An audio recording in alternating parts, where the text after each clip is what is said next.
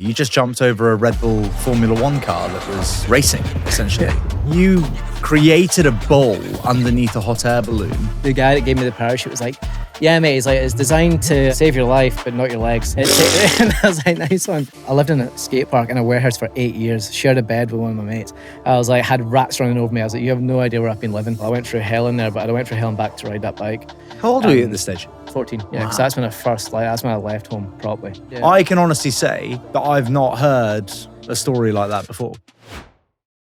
I'm Spencer Matthews, and you're listening to Untapped, where incredible athletes and inspirational people show us how we can all untap the potential within us. Kriss brought to the studio one of the most remarkable stories I have to say I've ever heard. From homelessness to BMX Red Bull legends. Let's get untapped with Kriss Kyle. Kriss, thanks so much for joining me on Untapped. Yeah, no worries. So you've made a career out of pushing BMX to its absolute limit. What goes through your mind when you're attempting something that, say, others might find too risky?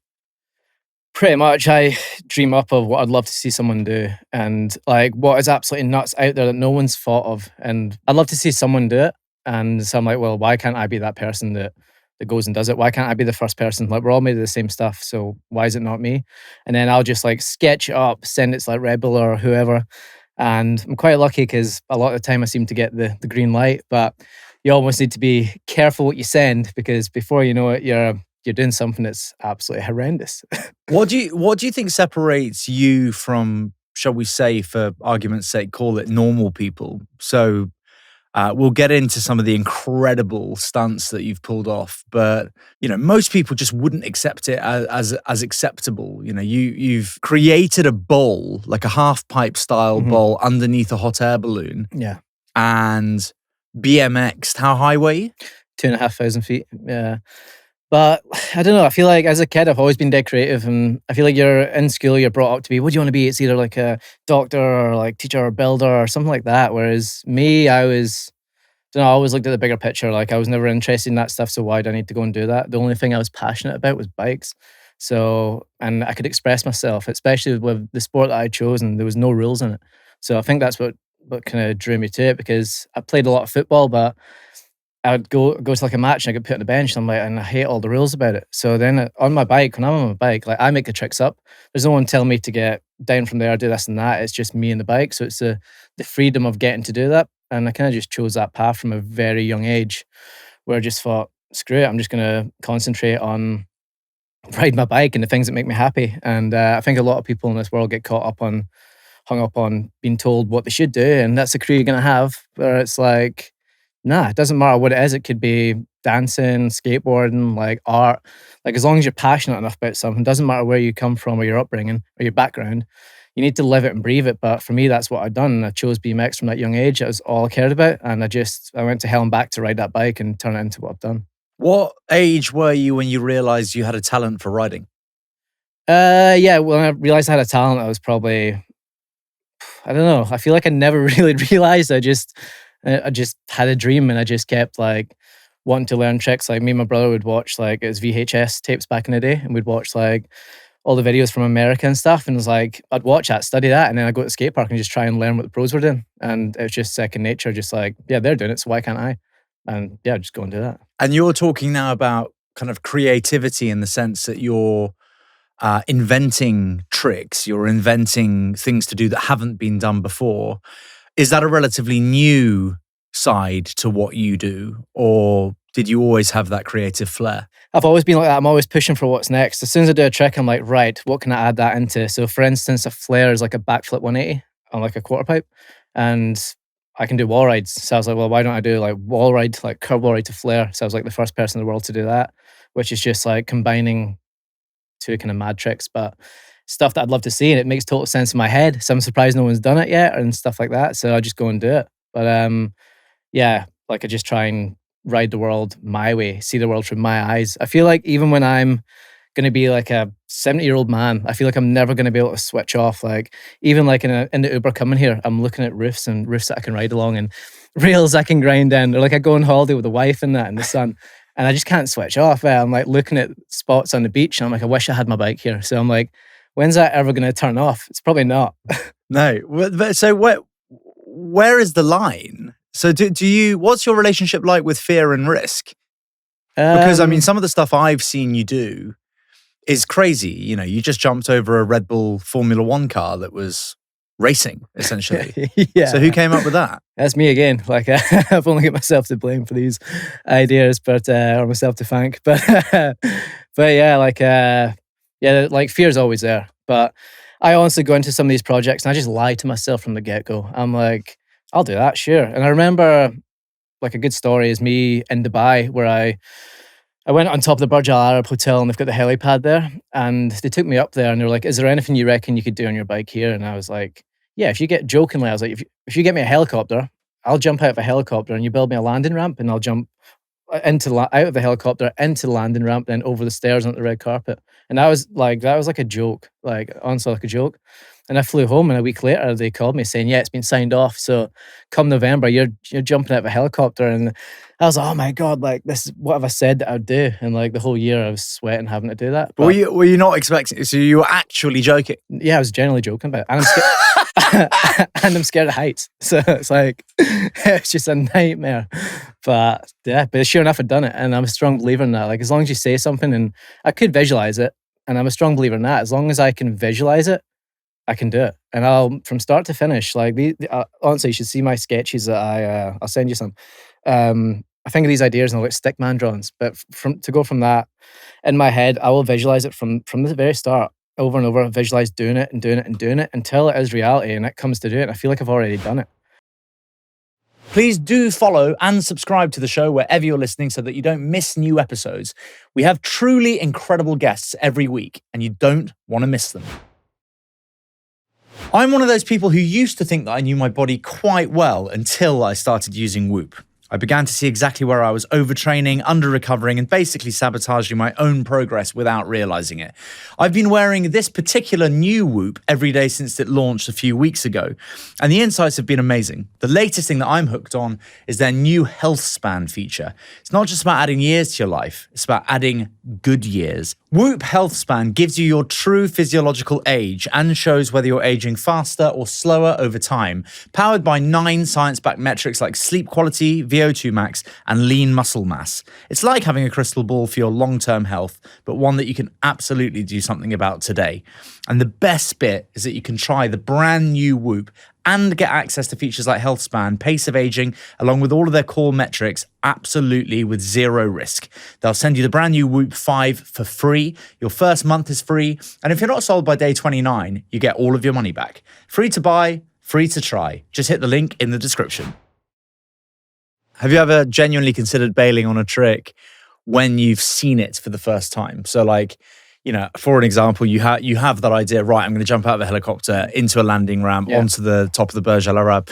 Like, when the door to the helicopter opens and you look down at the ramp, how did you feel? Have you gone like, well, I felt actually, you know, fuck this type of thing? I was actually strapped to the outside of the thing, which is horrendous. So from the get-go, I was like, because I had my bike on the little step, I was strapped to the outside of it. And it took off. I was like, it got to a point where we got like it's scary on takeoff, but then it got to a point and it just felt like it was fake. You know, like you're that high up and it just doesn't seem real, like what it's like in a plane. But yeah, sometimes you do think kind of what you're doing, like especially with the balloon, with the skate park floating around. I remember just like standing on top of that and looking around thinking, I cannot believe my BMX is taking me here. Like I had 2 helicopters filming that and like my friends are hanging out with helicopters and I'm just like floating 2,500 feet up above the motorway, just thinking, how is my bike taking me here? Like how do I get to do these incredible things that I do? I noticed that you were wearing a chute for that one. Yeah. Were you worried about falling off? Well, yeah, obviously, because it would have sucked if I didn't have it and I'd have fell. But with that one, I had to have a parachute just because if I went over the side, obviously, I'd have been dead. But it's, I remember though they told me I had to have that, and I didn't want to have it on because it weighed more than 20% of my own body weight. And so try to do tricks and flips, it felt like someone was grabbing you and trying to rip you out of the bowl. So I really didn't want to ride with it, but yeah, they wouldn't let me on without. Also as well, it was -7 when I was up there. It was freezing. So we filmed that in winter. And and it was grim. And I only had half an hour up there to land all those tricks. So yeah, that was another project though. You think these ideas and you think they're going to be easy, but there's a reason why no one's done them. It's because they're not easy. They're insanely hard. When do you come up with these things? I'm sure the answer to this question varies, but when are you at your most creative? Like, you're lying in bed thinking this, are you running, or what's the deal? Yeah. Like, what happens? Yeah. What does your wife think about it all? Yeah, I don't know. Like, she's super supportive about it, but I think she also thinks probably, I don't know, something wrong with me or something. I don't know, but something not right. But there never has been. It's just like, yeah, I'm just doing it on a bigger scale than what I always have done. But yeah, these ideas come to me in the strangest of places. Like, a lot of the time, if I'm flying somewhere, or if I'm out hiking with the dogs, or on a run, or like the balloon idea came to me start of lockdown, when like I was used to traveling the world and obviously couldn't go anywhere. So I was like, I'm going to use this downtime as fuel and think about the gnarliest project that I could do. But it's like, what is that? How do you think these ideas? So I was like daydreaming, walking my dogs up the hill behind the back of my house. And it's a super nice day like today, blue sky. And I was like, it just came in. I was like, oh my God, a floating skate park. Like, imagine that.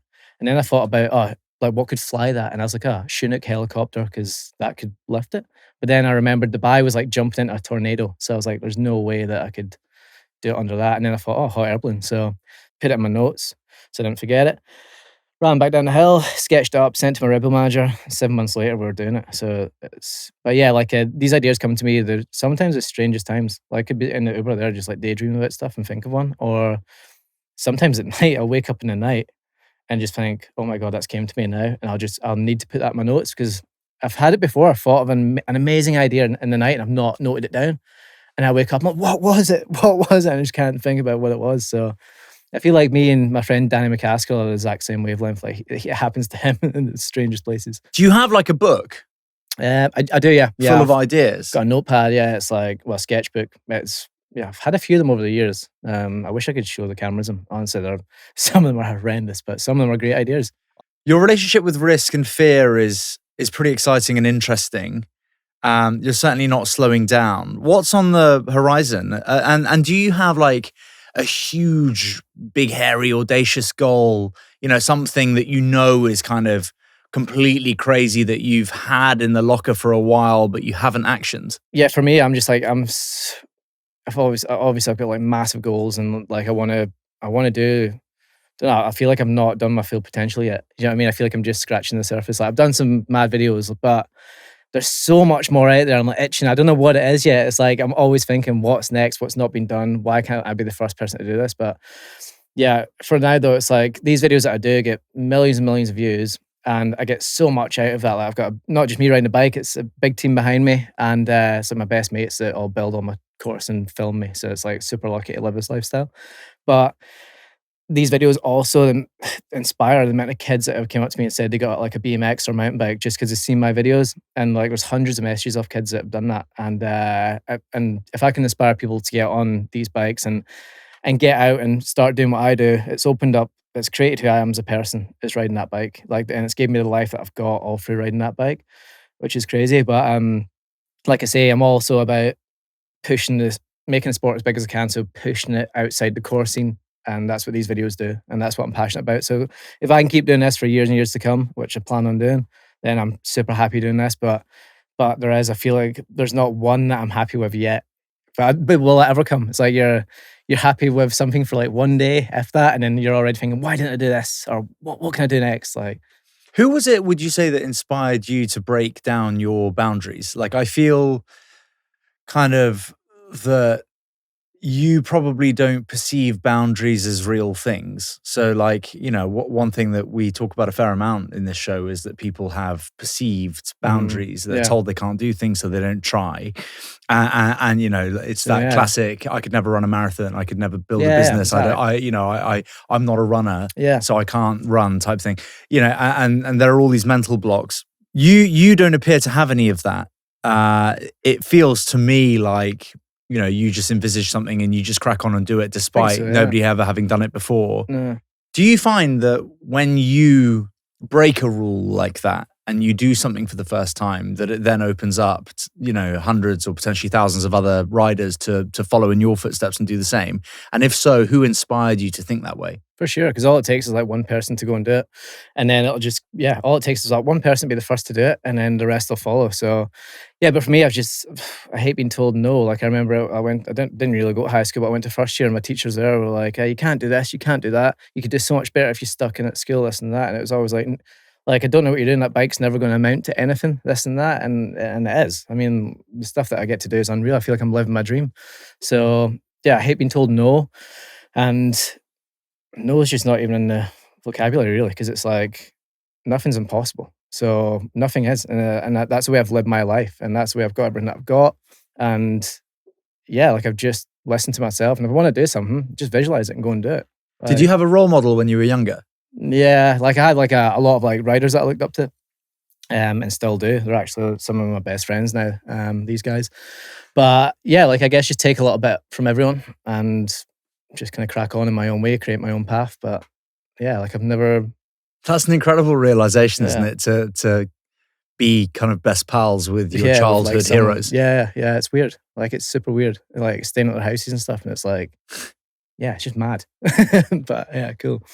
So your brother rode, you got into it young, you became a Nike athlete when you were 14 years old. Can you tell me a bit about your childhood and how you arrived at that milestone? Yeah, sure. Yeah. So originally I'm from a small town called Stranraer, which is like southwest Scotland. It's so far away, like the middle of nowhere. And there's not much. There's a skate park, like 3 ramps. But yeah, I'd ride my brother and stuff like that and his friends. And then from there, I'd get the train up to Dumbarton, which is near Glasgow. It's 3.5 hours away. But I'd go with him and his friends. And it was an indoor skate park, the biggest in the UK. One way you'd go 3.5 hours? Yeah, one way, mate. Yeah. How often? Maybe like once a week or once a month. Actually, once a month it started as.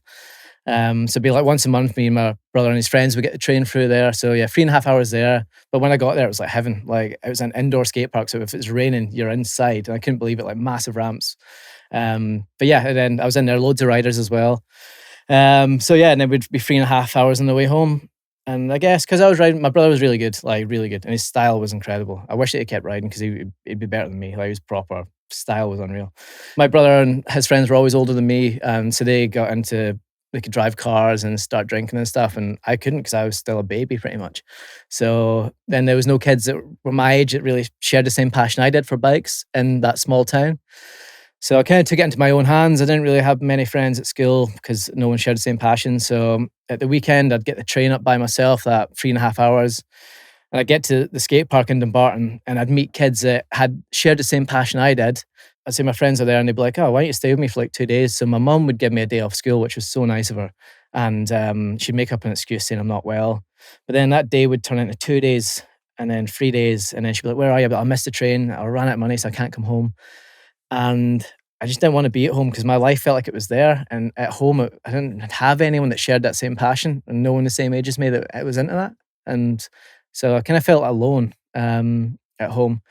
And then, yeah, sure enough, like a week off would turn into 2 weeks off school. And I'd be up there just like couch surfing around like the sketchiest areas. Like I couch surfed all around Glasgow, like a place called Blantyre. I'd go to this skate park and there's like chavs there and they'd throw darts at you, like actual darts at you and try and get you out of the skate park. And then I lived in Blantyre at my friend's mum's house. How old were you at this stage? I'd been 14. Yeah, because Wow. that's when I left home properly. So I was 14, yeah. So I was 14 years old. It's quite heavy stuff. Like that's pretty, like you're young to be doing that. Yeah, but I felt like I was a little man. Like I felt like I was just like, don't know, I just felt I could go and do all this stuff. But yeah, I remember like the first gnarly thing was I was living in Blantyre and my friend's neighbour got murdered. It was like a semi-detached house, flat situation. And we went to go back that night and we couldn't get in the house because the house was taped off and it got murdered. And yeah, I was like, oh my God, this is absolutely mental. But from there, then I couch surfed around again, all over, honestly, like everywhere. Pretty much outstayed my welcome with everyone. Everyone's super nice to me, but I'd stay there for like months at a time. And then also the police were trying to take myself and my parents to court because my attendance was like, it wasn't there, it was non-existent. What, at school? Yeah, at school, yeah. Because I was 14 at this time. I didn't go to high school. Like I went for a couple of months at the first year, and then it was like that was like it. I just left. But I was like, but I remember thinking, I was having a conversation with my mum, just saying like, can everyone just leave me alone? Like, I wish everyone would just let me go. Like, it was so annoying. But I did feel bad though, because I went home one time. I remember my mum crying. Like, she just broke down. She's like, I can't do this, Kriss. Like, I can't keep making up excuses for you. And I was like, I felt so bad, and I still remember it so clear. And that's when it kind of hit me, like, what am I doing? But the passion to ride that bike just outweighed everything. And I had no choice. Like, that was all I wanted to do. So yeah, and like I said, I was riding more and more. So I went to a competition in Sheffield when I was 14, and the guy from the manager from Nike was there, and he was like, Kriss, I really like your style. Like, would you be up for riding for Nike? And I was like, what? Like, I didn't actually believe the guy at first. And then, yeah, sure enough, like all these packages like started turning up to the skate park that I'd ride every day. We got them sent there. And yeah, and then all my friends were getting hooked up with shoes and stuff. I just give them all shoes or trade them for money or something like that because I didn't have any. So, yeah. It's actually it's a really remarkable story. Like, I'm thinking now, just as with my kind of parent hat on, you know, I've got three Yeah. young kids. That, Yeah. like, if one of my kids were to become like so in love with something that it was just their part of their soul. Yeah. What do you do, right? I think it was made complicated in your case by how far away the park was, Yeah. right, from where you lived. I think that was Yeah. probably one of the main reasons that it was very difficult to have you do both, I suppose. But how did your mum feel at the time? You mentioned she cried, which made you feel bad. Yeah. What was your relationship like with your mum? By the sounds of things, having just heard that, she was supportive of Yeah, totally, you, yeah. of course. But I mean, it's that feels. I've not heard a story like that before. Yeah, by the way, it's- that's an incredible. It's a really kind of. Yeah, it's quite it's- a moving, deep thing. Yeah, it gets worse actually. Well, it gets better. But yeah, like yeah, it was yeah, I felt ill when she was crying. Like, you know, I seen her and then I realized what I was doing. Like, it's all right me going away having fun riding my bike, but then you don't see, being that young, you don't see what you're doing to your parents. And she's still working at the school, having to make up these excuses for me, and police are trying to take my family to court. And I don't really see any of that because I'm away doing my own thing. But yeah, it felt super bad. But my mum and dad were like so supportive. They were like, they'd let me kind of go away and do that, because a lot of people think that I was neglected or that, but I wasn't. Like, my mum and dad were the best mum and dad in the world, and it says a lot for them just to let me go and do what I'd done. And they were supportive. But yeah, and then like I say, I pretty much like outstayed my welcome staying with people. And then when I was 15 years old, the skate park that I'd always ride, the guy that owns that, Chick Mealy, I'm really best mates with his sons, and he was like, if you want, Kriss, you can live in the skate park. So I was like, what, live in it? Like, it was like every kid's dream. I was like, oh my God, mate, yeah. So I slept on like a 2-seater couch. Didn't have any money. He bought me a sleeping bag. It was so cold in there as well. And the place, it was so scary. It was used in the war to build parts of airplanes. And then it was used as a distillery. Then it was derelict for a few years, and then it was a skate park. So it was like an eerie building. But yeah, I remember I had some brutal nights in there, and the things that I'd hear, and it was just so scary. But I lived there for a year by myself, and to be honest, it was hell. I went through hell in there, but I went through hell and back to ride that bike. But I had no money to eat. I didn't have any clean clothes. I didn't have a washing machine or anything like that, so I was stinking. And then I was living on sweeties, so like candy and stuff, out of the cafe. And then like a couple of times a week, the guy that owned the skate park would cook me like a hot meal. So I was eating that. I lied to my mum and dad for like 2 years that I was living there. They didn't know I was living there. They thought I was living with someone else, and I was living there illegally. But it was the coldest of the coldest winters. There was rats in there that were the size of cats. And I'm actually completely like blown away by this story. Yeah, it's pretty gnarly. But can't imagine it's common. Nah, not really. Nah. But it was honestly, it was probably the best childhood. Like, it was gnarly, but it was probably the best childhood that I could ever had. See, not having a mum and dad to tell me what I could and couldn't do. So I'd ride till like 4 a.m. sometimes, and a few of my friends would come and stay at the skate park like some nights, and it'd be the best time ever because we just ride to whenever we want, like have beers or whatever, and like this and that. So it was pretty cool. And then after a year living there alone, one of my friends moved in, and then we moved to a room through the back, because before I was sleeping in the office, in the front office. So I moved to a room through the back, which was like dingy as. We had like a pole dancing thing in there as well, super gnarly, horrible. Yeah, it's almost like a movie scene. But me and him slept in there, and we shared a 2-seater pull-out bed couch thing. And then he had no money either, so we were sharing like underwear, and I was still sponsored by Nike at that point, so they were giving me like shoes and stuff. So at least I had like some clean stuff, but we were like sharing like underwear and stuff, proper gnarly. And then ended up working in the skate park, like behind the cafe, like serving some food and stuff, and I'd get like a little bit of money, but we just share the money. I just share it with everyone. Like I never really had it, so I didn't really care.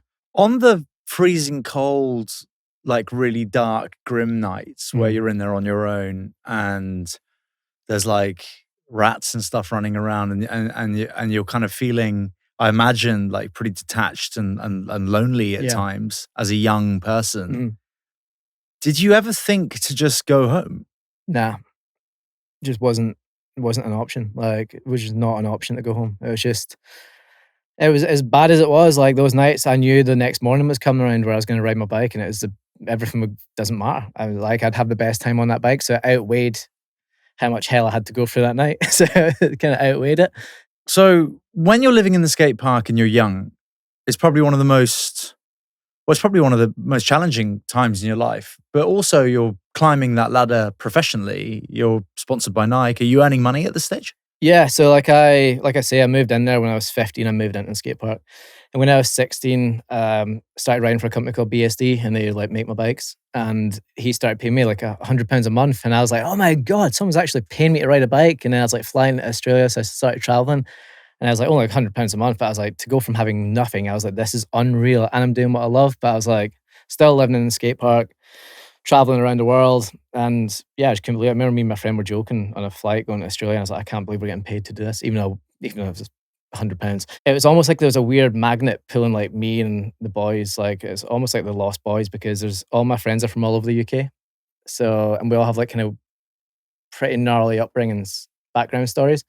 So I would be living at a skate park, and friends would come up and stay for a weekend, and then it would just like suck them in. Like it was crazy. Like a weekend would turn into a week for them, and then they just wouldn't go home. And then at one point, it was 12 of us living there illegally. And we built like rooms through the back. We had a hot tub room as well, which is horrendous. It was like, oh, I should have seen this thing. It was like soup and it had skin on the top. And I think at one point we had like 15 of us in it one night. Horrendous. So like in this little room with no windows in, like through the back, horrendous. We'd like tattoo each other in there. We'd Friday night fight each other. We'd put boxing gloves on. We'd fight each other. Have Friday night fights. Is that around the time that Fight Club was released? Yeah, pretty much. Yeah, but yeah, it was pretty loose. Like it was gnarly, the stuff that we got away with. Like it was so gnarly. I could go into detail, but probably shouldn't get arrested. I mean, you're a far cry from all of that now. You know, can you give us an overview of what success maybe feels like to you now? Yeah, like I honestly can't believe the things that I've got for riding that bike. But yeah, like I say, I was living in that skate park, and then I got paid a little bit of money, and that almost fueled the fire to ride more and smash it more and think, actually, I can do this as a job. Like this can happen to me.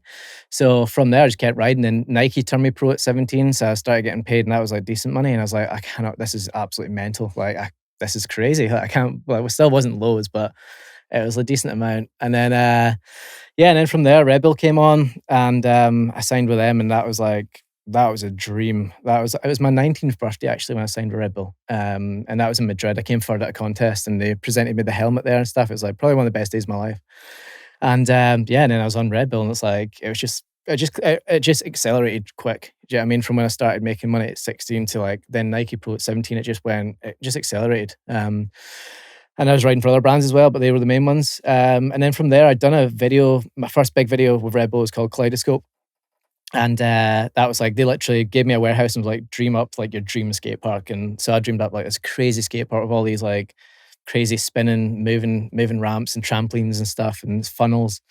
And I worked with like Ridley Scott. It was like a movie set on it as well. And usually on these videos, I'm just ready to go, and I'm like, you ready, guys? Just shouting like, off I go and do it, and we'll just film it. Whereas this time I had to go on like, cameras rolling and ready and action, Kriss. So I'd have to go on action, even if I wasn't ready. I'm like, here we go. And like having to do stuff. But that for me was like my first big one. I partnered with Sony on that as well, but I made money on that one because of the partnership. made like 60 grand on that. And to go from having nothing, like still didn't have much money. I thought like none.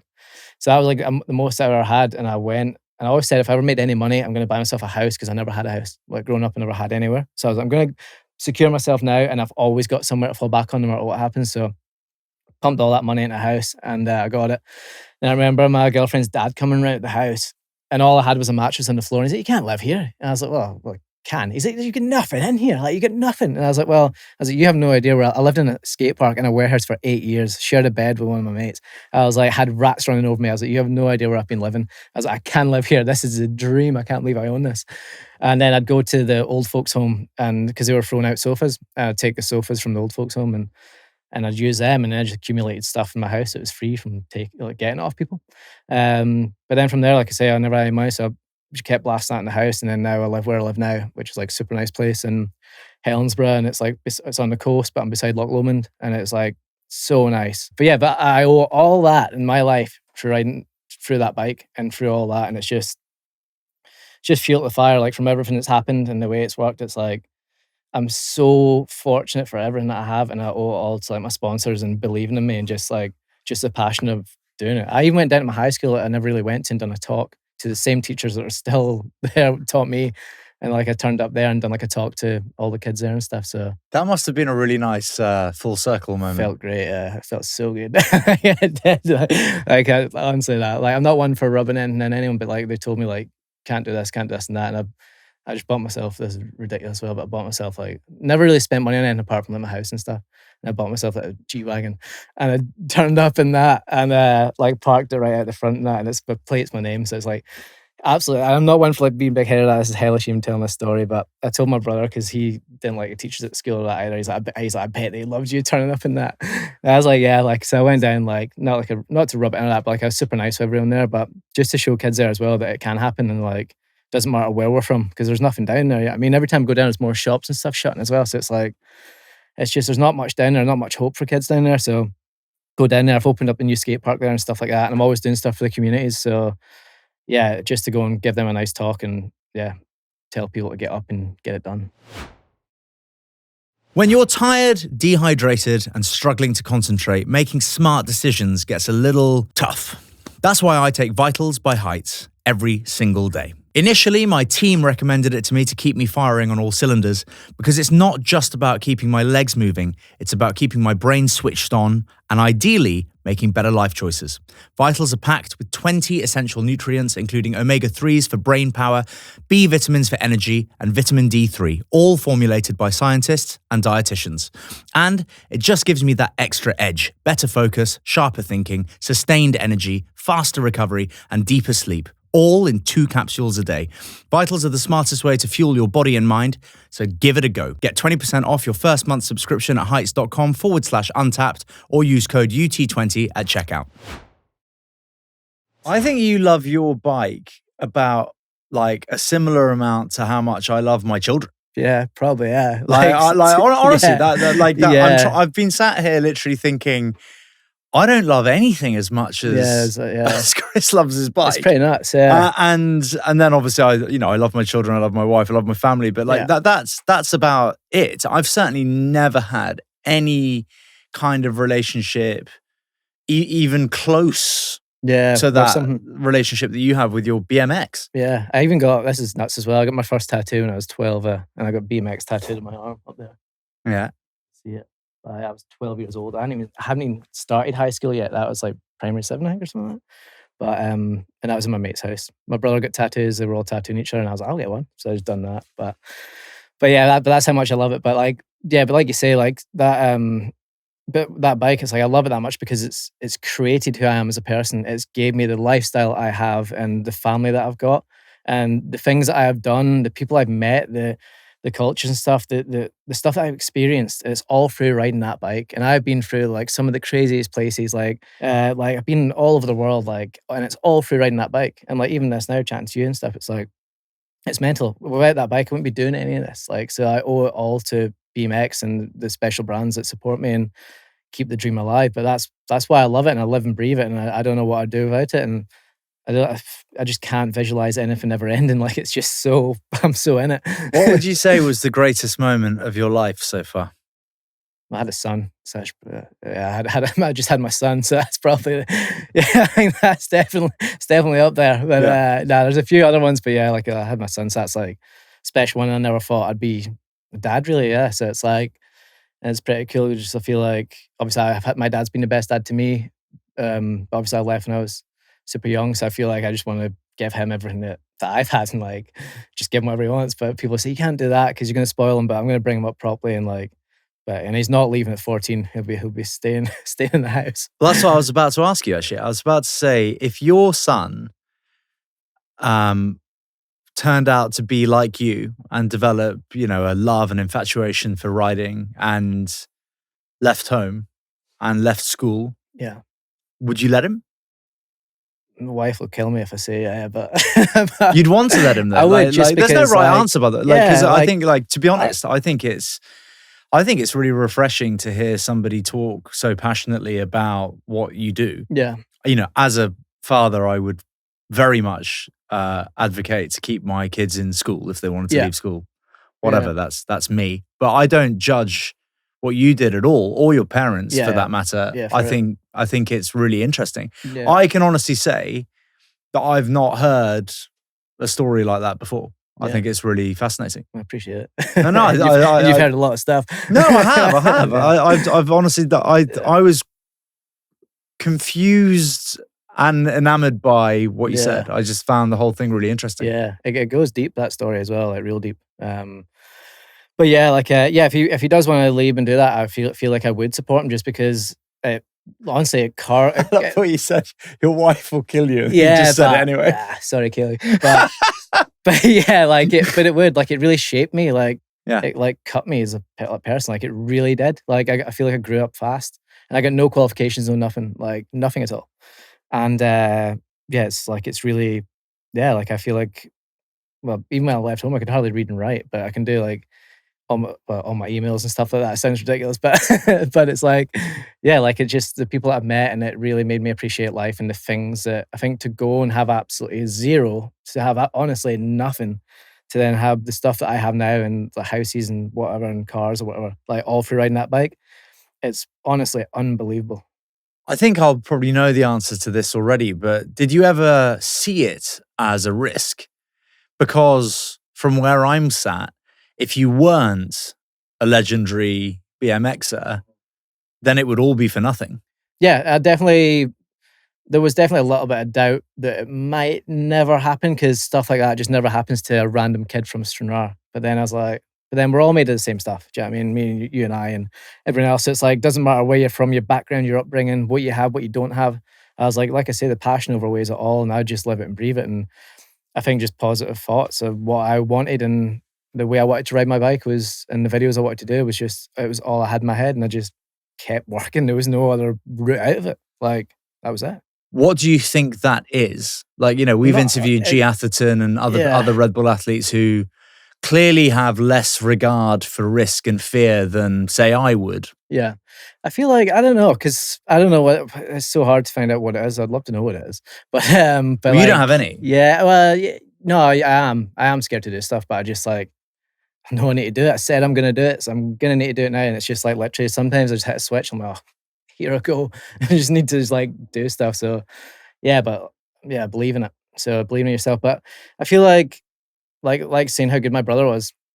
He was like the best rider ever, and then like he broke his ankle real bad, and then didn't really get back into it, and then he did, and then he crashed the game, broke his collarbone, and then that was enough just to put him off it. Whereas like some people get broken really bad and can get back up and crack on, or some people get broke off and it's not for them. They'll go and do something else. And I've seen that a lot, not just with my brother hurting himself, but like I've seen a lot of riders like that, and a lot of people come and go. So I feel like it takes a different breed to be able to, not that you don't care about your body, but just get back up and crack on with some stuff if you can. That's it. And it's just about, I don't know, the buzz that I get of like getting away with something where I nearly die, or like I actually land something. I'm like, I cannot believe that I just landed that.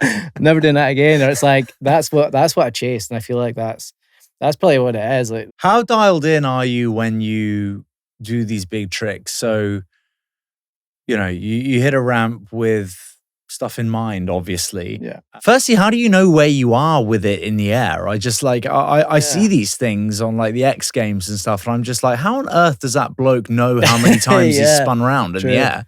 I feel like it's honestly all I've ever done since I was a kid. So it's like, I feel like sometimes like touch wood, I'm like a cat. Like spatial awareness in the air is like really good. I think like I can jump off my bike upside down and I can see where I'm going to land, and I'll just tuck in a ball and land on my feet and like run away. Or like a lot of the time I get away with it. But I actually done some stuntman work on Tomb Raider. A lot of people don't know this, but I was like a stunt double for Lara Croft in Tomb Raider. I done a free for her. Yeah, for her. Yeah, I was dressed as her, like hair and makeup. I was in there for hours getting all my tattoos covered.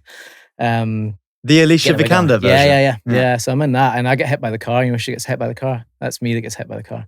But they brought me in on that. But like I say, like my spatial awareness, I feel like I am a stuntman because it's like I've just been crashing all my life since I was 10. So I've been crashing for like 23 years, and it's just like you're so used to it, so you just know where you are, and it's like that's why you can go and get. Yeah, I could go and get hit by a car 5 times, or like whatever else. So, have you spent much time in hospital?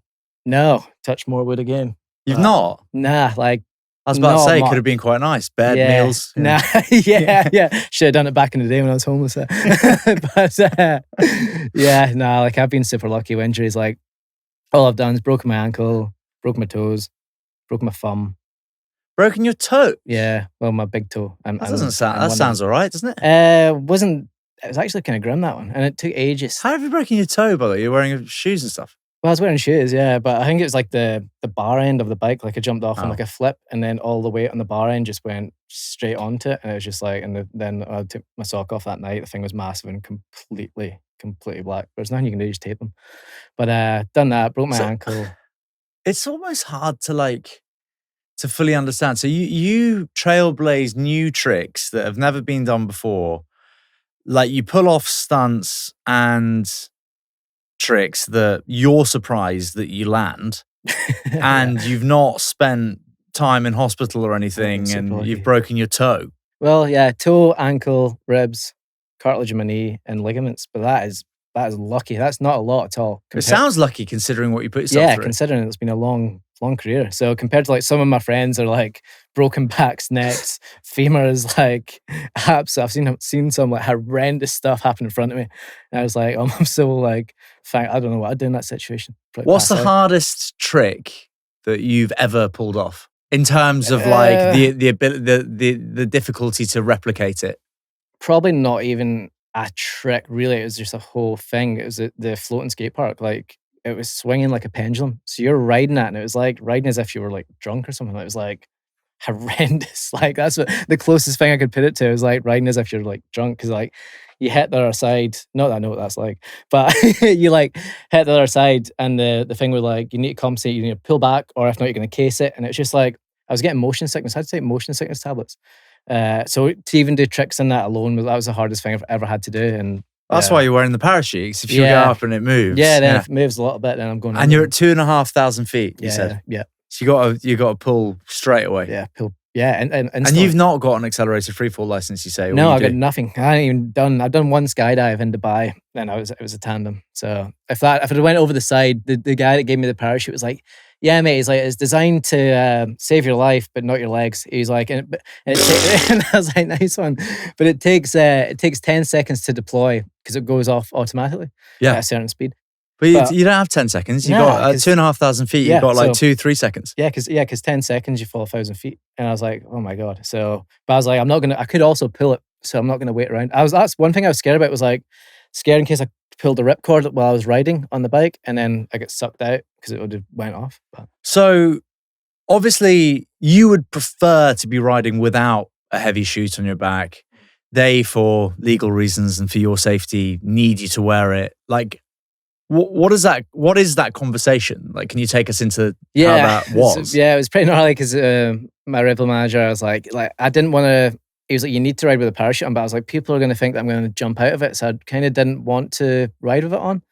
But he's like, look, we're not letting you in there without it, because obviously if you go out the side and you don't have one, then it's gonna suck, like for everyone involved. Well, I think it's certain death. Actually. Yeah, it would be, yeah. So yeah, I was like, well, because as well, it really restricted my riding. And when I do these videos, I want to be riding at my best like capabilities, really, and pushing the boundaries. Whereas with that on, like it was so hard to do anything. Like it was just someone pulling you the whole time. So I kind of really didn't want it on, but I obviously had to have it on for obvious reasons. And to be fair, yeah, if I did go over, I'd be so glad that I had it. Because if not, you're just thinking, "What an idiot! Why didn't I take the shit?" But yeah, but like these things are like we're calculated. They don't let me do anything that's like too risky. Although these things are. When you come up with a crazy idea, it goes to Red Bull. They risk assess it. Yep. And then it comes back to you signed off? Or what's the process? Can you override any of it? Or can you say, listen, I feel comfortable with that, we're good to go? Yeah, pretty much. Like, as long as I'm comfortable with anything I really want to do, as long as it's all dangerous, isn't it? You could die doing anything. But yeah, but we calculate these things down to like the finest, like little thing. So it is although it looks wild, obviously it is, but it's so calculated. And there's a reason why we wear the hats, because we are like, in the day, it's our job to get these things right. And they're just believing in us that we're going to do it. They believe a lot in us as athletes to make these dreams turn into reality. But yeah, everything gets signed off, everything, risk assessment, all that stuff. I don't need to deal with any of that, thank God. But yeah, and then just do it. And just recently, you just to top off the interview, you jumped a speeding Formula One Red Bull car. Yeah. Who was driving that? How did that come about? Obviously, you came up with it, but was there any concern that you might take the bloke's head off? Yeah, like this is another one that I sketched up, and it was just random. I actually had this like 2 years ago, this idea, and then they were like, "Do you want to do it this year?" I was like, "Yeah, 100%." So yeah, I was like, to be honest, I thought this was going to be super easy. I always think they're going to be easy and not scary, but yeah, sure enough, I never thought about timings. Timings had to be perfect, and I had to. My reaction time when I hear that beep go off is I was going like a beep, which is like 6-second beep, but the car triggers my beeps, and the car is so loud. It's the loudest car they've got.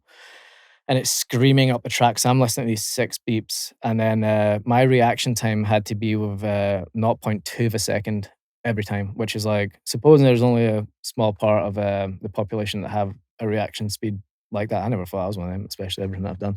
But yeah, it turns out I was on the money with it, which is interesting, because I didn't think I was going to be able to do it, but managed to do it. But I swear that's been the scariest project I've done yet. Like, to have that car screaming towards you, and the cool thing was as well, it was David Coulthard that was driving it, and he's actually from the same Dumfries and Galloway where I'm originally from, like that same part. His mum's from Stranraer, which is where I was brought up. So me and him were talking about that. And he's a nice guy, proper nice guy. So it was cool to do something. I've always wanted to do something with like to do with Scotland, and especially me and him are both from there. So it's like just super nice to do that. But I was worried for him as well. And he says it was like driving a car towards someone, and especially into the ramp, it's like, it shouldn't be done. And you feel like you're just going to, like, it's not going to work, because obviously he's coming and I hit that ramp, but the car's so far away. You just need to trust that the speed's going to go under. But mentally, I never jump over anything moving. So it's just, you're trying to trust these timings. And I remember like everyone at Red Bull, my managers and that, were like, you need to trust that this is going to work. But I was like, it doesn't look like it's going to work. Whoever's done the math. But I was like, it just doesn't look like it's going to work. But the math did math in the end, though. Yeah, it did.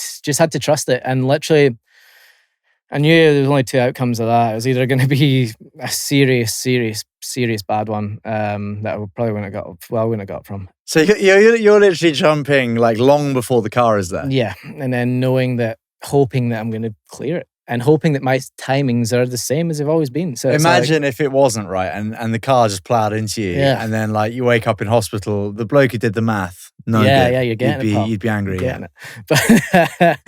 But now that's why they're the best team. And like I say, these things are so calculated. But I was never so happy to land on the other side and just like a pedal away and just threw my bike. I was like, it's why I do it. Like sometimes you forget why you do it, because just before you do these things, there's a horrible feeling, but it's kind of nice, but it's not. Kind of is, but it's like, why am I doing this? And then it's like, but then when you land it, it's just, that's why you do it. And that's why I'm going to continue to do these things. Congratulations, brother. Thanks for coming in. Legend, thanks for having me. Spot on. Legend, thanks, mate. Thanks so much for listening. We hope you enjoyed that episode. And if you want to hear more incredible conversations with extraordinary people to help unlock the potential within all of us, then please subscribe, follow, and review the show wherever you're listening or watching. Thanks again, and we'll catch you next week. right here on Untapped.